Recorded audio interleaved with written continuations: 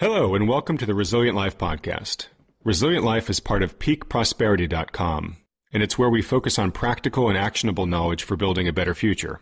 I'm your host, Adam Taggart, and today we welcome back Adam Trexler as our guest for the program. Adam is the president of Valorum, a very interesting company that we profiled a year ago. Valorum has introduced an entirely new way to own and hold gold. Using a proprietary technology, it injects gold directly onto a polymer surface, creating a note coated with gold, called an aurum. Dimension-wise, it's very similar to the dollar bills you carry in your wallet. Basically, it gives you the ability to store, carry, and transact or share fractional grams of gold with other people. Our earlier podcast with Adam went deep into the technology behind the aurum. It was also one of our most popular podcasts ever. If you haven't listened to it yet, you really should. It's fascinating. Today we're going to talk with Adam about the progress Valorum made over the past year. His interest in this new form of holding gold catching on? He's got some exciting updates for us. Adam, thanks for coming back on the show. Thanks for having me, Adam. Oh, it's my pleasure. Well, for those that may not have heard the first podcast we did a year ago, can you just give us a quick summary of Valorum's mission and the aurum product itself? Absolutely. Our mission is really to make gold available to all people in the world. The aurum is our vehicle for doing this. We can create a unit of gold that's the smallest on the world market. So primarily we sell in 1/20th of a gram and 1/10th of a gram. And people can buy about $10 increments of gold. That lets anybody in the world be able to own gold, have access to gold, and have access to it in a physical form. Great. I know one of the sort of long-time criticisms of gold ownership, if you will, is that if you ever needed to use it to transact, it's not very practical because you take a 1-ounce gold coin down to the store, at current market values, that's worth about, $1,250 or so. It's not like you're going to be able to use it to buy groceries or something. But with a device like the aurum, when you get down into these very small fractional grams of gold, it actually becomes a very facile way to conduct commerce using gold if you so wanted to. That's right. Anybody could trade and use gold in that way. And the other attractive thing is that it's still very possible to buy a house with a backpack full of aurum if you have a willing seller.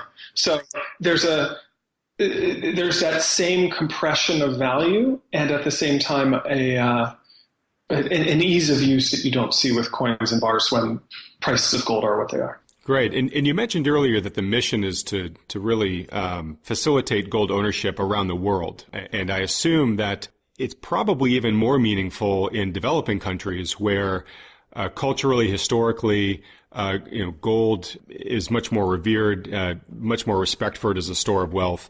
But in the developing world, a lot of individual households don't have the same amount of wealth that they do in the developing world, and so it's very hard for the average household to go out and say buy a sovereign gold coin. But this, at $10 or so, you mentioned a unit, all of a sudden this really opens up the addressable market that can afford to buy some of these. Is that correct too? That's absolutely correct. And that crux is exactly what you see. 20 years ago, if you traveled through Latin America, you would see people wearing lots of gold. And the reason was because, in addition to the cultural factors of wealth and showing off gold as a decoration, the biggest reason is that it was a form of movable, secure wealth that wasn't tied to a local currency. Have currencies suddenly become totally stable and everybody trusts them? I don't think so. What's happened instead is that people can't afford to have a heavy gold ring or a necklace and still want to own gold and still believe in gold's stability and long-term value, and they need an increment to get it, and we believe the aurum is that vehicle. Great. I know you have some update on that score too, but I'll ask you about that a little bit later in the podcast. If we could, though, just continuing our summary here, can you just describe briefly the production process for the aurum and how recoverable the gold that's plated onto the aurum actually is? Sure, and I would make a distinction from plating. Plating is when you use a a very particular process that's not very controlled in terms of thickness and is quite small. And I don't mean to, we're using a different process, which is particularly apropos. Basically what we do is we print on clear substrate. It's a plastic substrate. And that particular substrate and how we do the printing is proprietary. There's some real trade secrets involved in that. From there, we sputter gold atom by atom onto the plastic. It's a industrial process that is often used for things like glass treatments. But what we're allowed to do, or what this allows us to do, is to very precisely control exactly how much gold is put down. Indeed, we have 1% accuracy for a thickness that's much thinner than a human hair. That's the level of precision you need. Wow. And of course, when we go about this, we make sure that we always have a bit more gold, so we're never under. People are interested in that, and that's the same thing that Canadian do. You always make sure if you're you're going to have a few atoms extra. Likely, is what you're saying, right? Yeah, exactly. Those extra atoms are really important. Well, 2 of them right here. Yeah.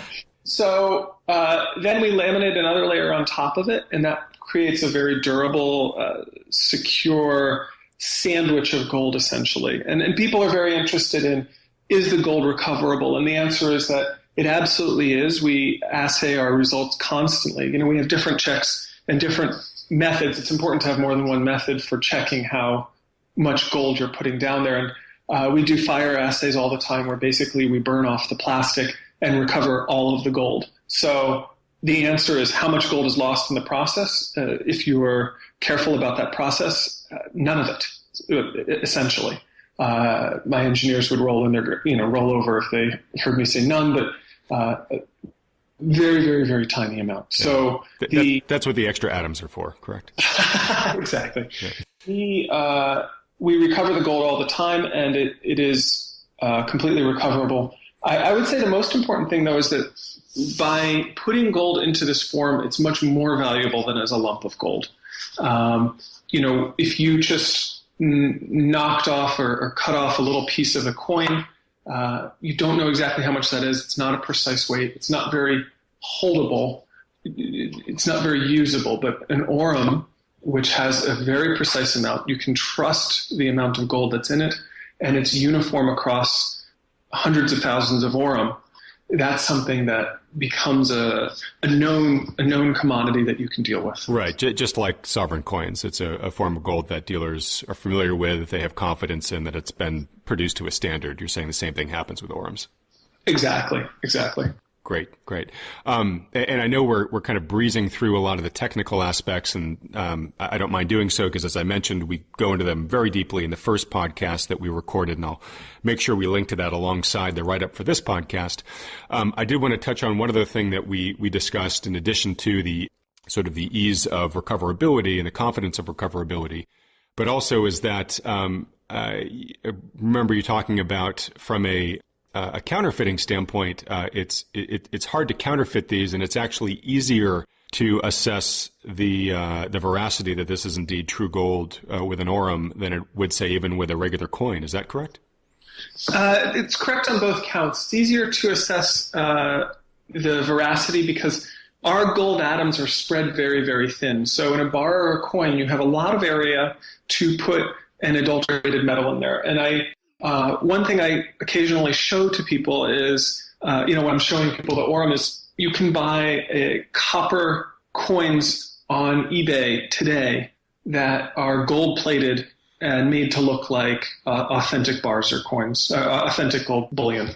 That's very difficult to do here, and it's doubly difficult because features of the process are very high technology. There's a huge barrier to entry, unlike the casting of coins. And there's just not a lot of room to inject adulterated material. Right. Copper, tungsten, whatever. Yeah. Exactly. Great. Well, I do want to let people listening know that it is very clear that these aurum notes have gold on them. They have a very lustrous surface. The gold color is very pronounced. It looks like gold. It has that distinctive gold sheen and shine to it. They're actually very beautiful as well, and a lot of that depends on the design that goes along with it. We created our own Peak Prosperity ones for the podcast a year ago that were very popular and bought by a lot of users. Like we did last time, we'll show some images of these, so you just don't have to take my word for it. You can actually see what they look like. And I think the difference with this year's podcast is we now have people in our audience base that have actually purchased it, and I'll let them chime in the comments section in terms of how pleased they are both with the form of the Aurum, but also its function. Mm-hmm, mm-hmm. And we were very happy with how that went last year, and maybe we'll talk a bit more about that later, Adam. Great. Well, why don't we get into the what's new part of the discussion here? I know that you've been busy on a number of fronts. What do you have to tell us? I mean, you sort of helped introduce us to a great idea a lot of people got excited about last year. Where have you been able to take it in the ensuing 12 months? Yeah, well, it's been such an exciting time for us, Adam, and we've been growing in multiple ways. When I first talked to you, we were such a new company, and we still are a new company. It's important to say, and this is a new idea in a $500 billion market. We're brand new and just continuing to grow, and that's very exciting. So in the ensuing 12 months, we've built up dealers in both Canada and the United States. We're still continuing to expand in the United States, but we created relationships with a series of bullion dealers who now carry our product. We saw the Aurum showcased on national TV in a campaign through the summer. That was very exciting for us. We've continued to sell and have sold more into South America. That's been a huge success story for us. And one of the transitions that's happened really in the second half of the year, but I would say got started specifically with the Peak Prosperity podcast, is we've just seen the demand for the product grow and grow and grow. And what that's allowed us to do is make a huge transition. Valorum was originally organized as a marketing and distribution company where we licensed the rights to sell the Aurum and had the exclusive worldwide distribution rights. And what we've just completed in the last 2 weeks is a new license that really lets us take over the production rights as well.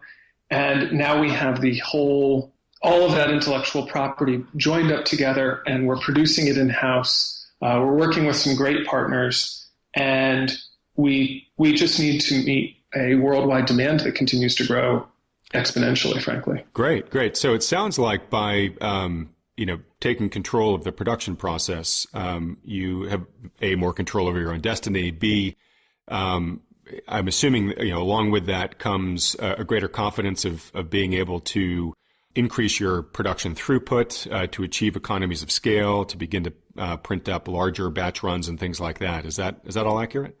That's all accurate. And we started off literally with the inventors and myself and a couple other people working very hard. And this started off as literally a garage invention, and we've just grown to an industrial scale, and that's been an exciting process. And just really happy to be there and happy to be reaching that next level. Yeah. Good. Well, it's been exciting to watch. And, you and I have kept in good touch over the past year. I know we can't name names in terms of the dealers that you've worked with at this point, because some of those relationships are, continuing to be struck or continuing to be evaluated. But, I know that I can say that they're very large brands. Both the ones that I'm aware of in the U.S. and in Canada are some of the largest bullion dealers in those countries.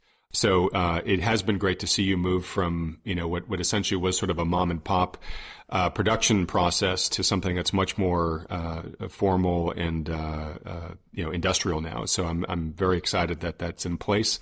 I remember some of the constraints around the production that in the old days that now seem to be removed as we're producing our next run of the Peak Prosperity Aurum. So that's been nice to see. And it's been nice to see some of the some of the innovations that you brought to the product. I know one of them is the ability to put things like QR code on the product so that you can actually, deliver additional content, information, and added value through the product. Do you want to comment on any of the other sort of bells and whistles you've been able to add to the Orem Note itself? Yeah, on some issues we do random serial numbers. The QR codes are neat for people who aren't familiar with them. It looks like a square barcode with encoded information, and what that means is that anybody with a smartphone can hold up the Orem and hold their phone to it and be taken to a unique site for that Orem or that Orem issue. That's been very exciting. How we print is in the process of changing as well. And that can give us more throughput and offer more customization to our distributors, to our wholesalers. Okay. So that's exciting as well. All right. So it sounds like you've streamlined and improved the manufacturing process. You're beginning to see, increasingly, hopefully exponential awareness of the product and demand for it, as evidenced by what you've been hearing, grassroots from the world, as well as some of these large partnerships that you're striking. I don't know too much about this next one, and I'm really excited just to have you share what you can with us. But it sounds like you've also caught the attention of some large players out there that potentially could be game changers in terms of the world's attitude to a product like this. Can you tell me about the central bank that has approached you? Yeah, that's been a long time in the making, and politics grinds slow, Adam. But we are talking to a central bank in South America. The idea is that we would print at first commemorative gold currency and then gold currency at large. That would be legal tender. And they're very, very excited about it. It's a political process. I was invited to come after maybe 6 or 7 local meetings with our partners down there. I was invited to come myself a couple weeks ago and had a very positive meeting with the governor of the central bank. And they're very excited to move forward. There's additional considerations, of course, with making a gold currency, but both people in the central bank and our contacts in the United States and Canada and Europe are very excited by the possibility of having a real gold currency again. Well, this one really fascinates myself and Chris included. We are huge champions, obviously, of some sort of hard asset-backed currency. We think that the fiat currency regimes are in the process of playing themselves out, and the world will probably go back to a form of tangible backed currency in some way, shape, or form in the future. And really what that takes is it takes a perception shift. It really takes players to begin to say, fiat currencies have some advantages, but they also have some very large disadvantages that we're seeing play out on the world stage right now. It's time for us to go back to something that we know works. And there aren't many countries out there doing this right now. So the fact that a sovereign central bank is, sounds like is interested enough that they're this deep in the discussions with you guys means that they're taking it seriously. And, I think having a player on the board that breaks from the herd, switches from a fiat currency back to, a gold standard, but through an innovative solution like this, where it's really sort of like a new take on the gold standard, I think that will do a lot to create ripples that may cause others in the world to take notice. And, we haven't, we talked a little bit about this at the beginning of the podcast, but what I really love about the Orem is its ability to not be a claim note, the way that when the U.S. was on a gold standard back in the old days, you had a paper note that was basically a claim on a certain amount of gold or silver, which you had to bring into exchange. I love the fact that with the Orem technology, the note is the precious metal. That's right. It is the precious metal backing the currency. There's no intermediate step there. So I wish you all the best of luck on that. I really hope you keep us in the loop on that, and if there's a positive development there, we can bring it back on to share it with everybody. But really, it's very, very exciting. I know things work very slowly. I know nothing is guaranteed in this world. If things were to go the way you would hope, how long or how soon may it be before we actually see this country, potentially deploying this? I'm laughing at him because it does grind slowly. And we are talking to them about a special occasion to launch the first notes that would be in November of this year. And while we're, here we are in February, and that seems like almost a year away, from their point of view and from our point of view, it's utterly urgent to meet that deadline. Getting the sort of political approvals, getting the extra technology integrated with the Orem is a tricky problem, but we think it could happen quite quickly. Well, it's incredibly exciting to know that you're shooting for a 2015 date. I'll tell you, if you hit it, if you launch this with them in November of 2016, I'll still consider it Herculean progress. So, me too. Thank you. Best of luck to you there. All right. So, we've talked about some really exciting developments. What's next as you look to the future? We've just talked about probably, I'm guessing, the biggest bogey on your radar, which is this central bank launch. But what are the other things that Valorem is focused on? Well, one of the things is, we really need to continue to grow our production capacity. And we have probably a dozen features that simply wouldn't be noticeable to the average user that we're working on, but make it a better product. We're trying to improve it all the time. If you were to hold the Orem that we issue this year from the one that we issued last year, you might not notice so many differences, but there's some really innovative things we're doing with substrate, with color, with anti-counterfeiting that I'm very excited about. We've probably increased our production capacity in the neighborhood of 400% to 600% from where we were at this time last year. That's very exciting. I'm sorry? I just said impressive. Yeah, and I think we will probably be that much more again at this time next year. Certainly our customers are demanding that, and that's what we're targeting.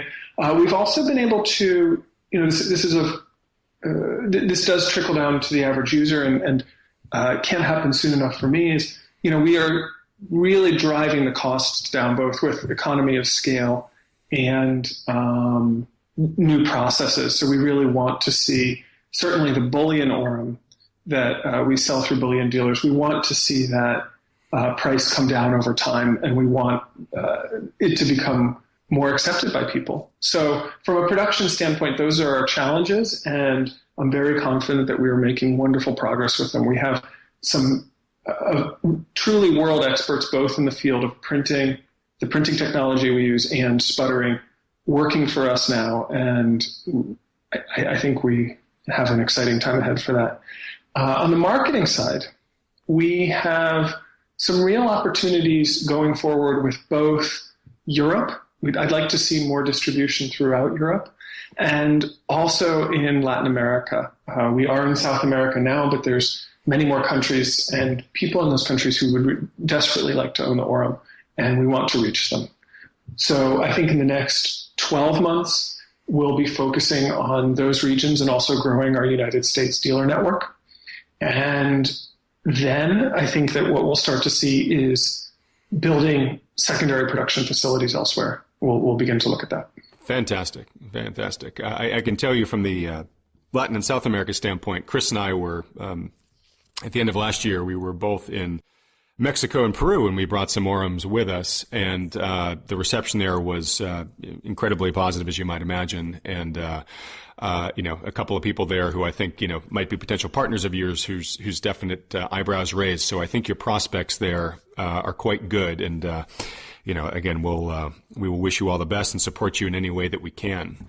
So why don't we switch quickly now, just to letting folks know, we've sort of alluded to it a bit, but we are indeed going to be launching a new Peak Prosperity Orem. And yes. I shouldn't even say we're going to. We are making it available. It is now available as of this podcast.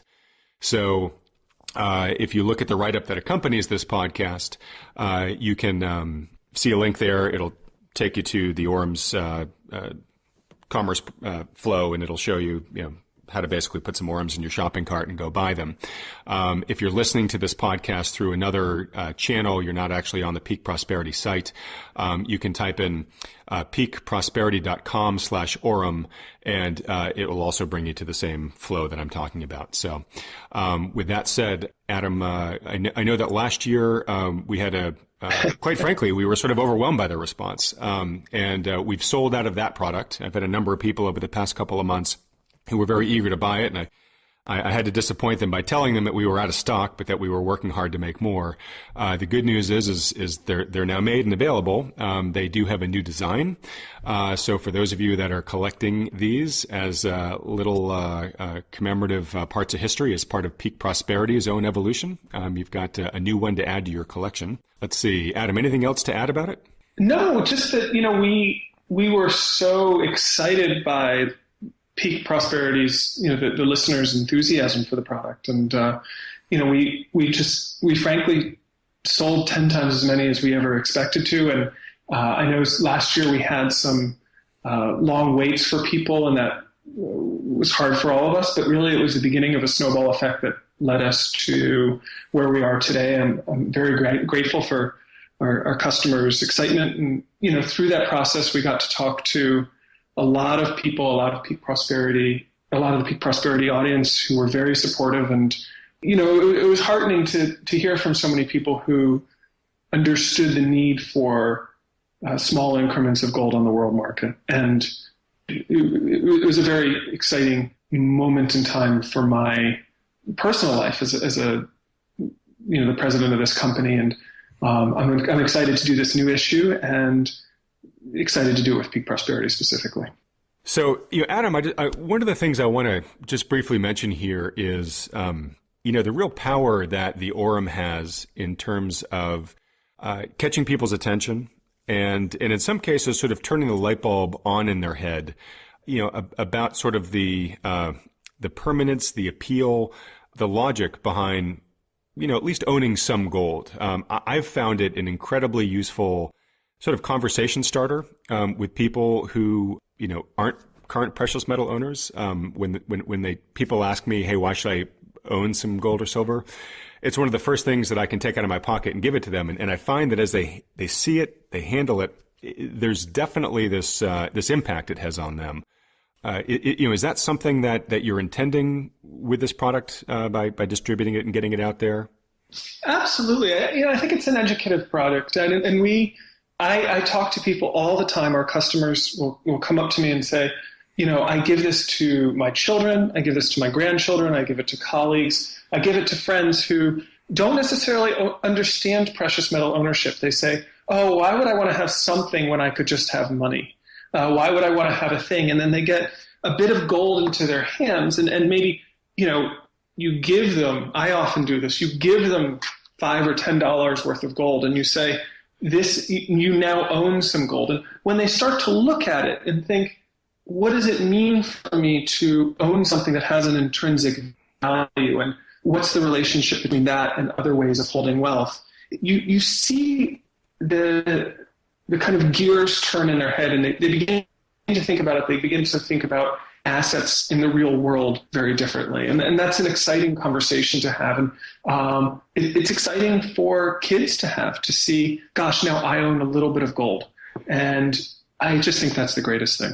Yeah, I do too. And I've even done this with my kids where I've taken out the Orum and then I've taken out $1. And, we've talked about gold once they've handled the Orum for a few seconds. And then I asked them, so what is $1?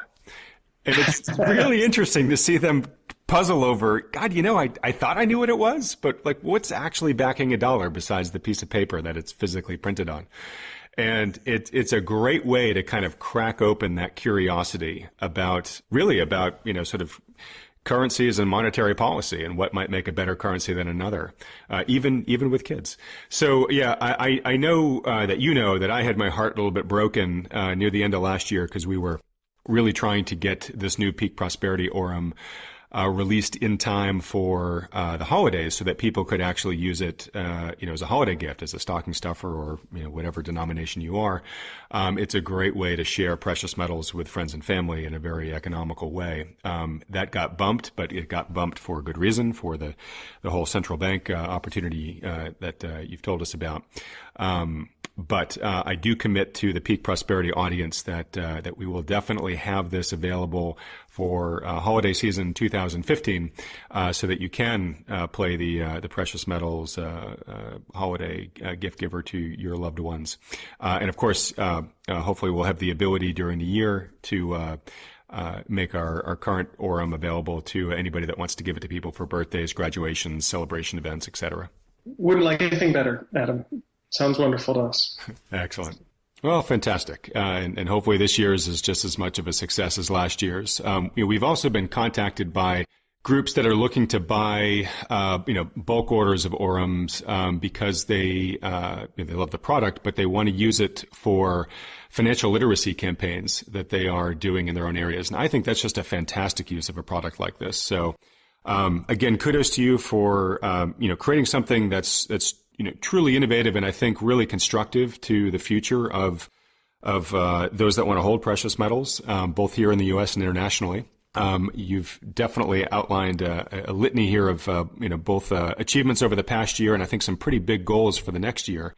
Adam, I really look forward to having you back on in a year from now and see all that you've accomplished since then. For those that are interested in learning more about the Aurum, is there a website that they can go to, or news articles they can read, or what would your recommendation be to them? Absolutely. We have a lot about the product on www.valorum.com. That's VALAURUM.com. Of course, Aurum is Latin for gold. And people can learn more about it there, and we have a bunch of links there too. Great. All right, Adam. Well, we'll wrap it up for now, but we'll talk again on our podcast in a year from now. Perfect. Thanks again, Adam. Best of luck. Okay, bye.